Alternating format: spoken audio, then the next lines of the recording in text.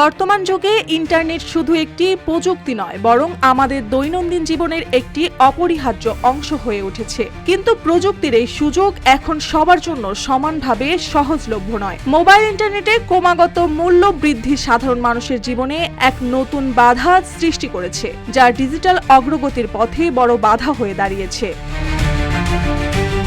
টেলিযোগাযোগ ও তথ্য প্রযুক্তি বিষয়ক বিশেষ সহকারী ফয়েজ আহমেদ তৈয়ব সোমবার সকালে নিজের ফেসবুক অ্যাকাউন্টে দেওয়া এক পোস্টে তিনি জানান, ফাইবার অ্যাট হোম কর্তৃপক্ষ বিষয়টি নিশ্চিত করেছে। তারা তাদের আইসিটি পর্যায়ে 10%, আইআইজি পর্যায়ে 10% ও এনটিটি পর্যায়ে 15% দাম কমাবে। তিনি তার পোস্টে আরও লিখেছেন, এর আগে আইএসপি লাইসেন্সপ্রাপ্ত কোম্পানিগুলোর সংগঠন 500 টাকায় 10 Mbps ইন্টারনেট প্রদান নিশ্চয়তা দিয়েছে। তারও আগে আন্তর্জাতিক গেটওয়ে পর্যায়ে বাংলাদেশ সাবমেরিন কেবল কোম্পানি তাদের সব আইআইজি ও আইএসপি গ্রাহকদের জন্য 10% এবং পাইকারি গ্রাহকদের জন্য অতিরিক্ত 10%, মোট 20% দাম কমিয়েছে।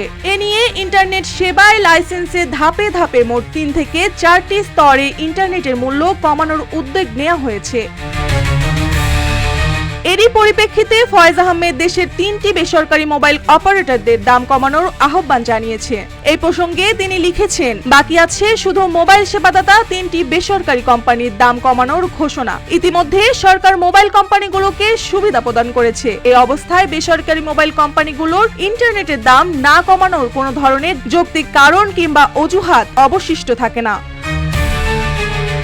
ফয়েজ আহমেদ আরো বলেন, এখন সময় এসেছে ডিজিটাল বাংলাদেশ প্রতিষ্ঠার আরো এক ধাপ এগিয়ে যাওয়ার। সরকার অবশ্যই প্রযুক্তির ব্যবহারে নতুন পদক্ষেপ নিতে প্রস্তুত, তবে এ বিষয়ে মোবাইল অপারেটরদেরও অত্যন্ত গুরুত্বপূর্ণ ভূমিকা পালন করতে হবে।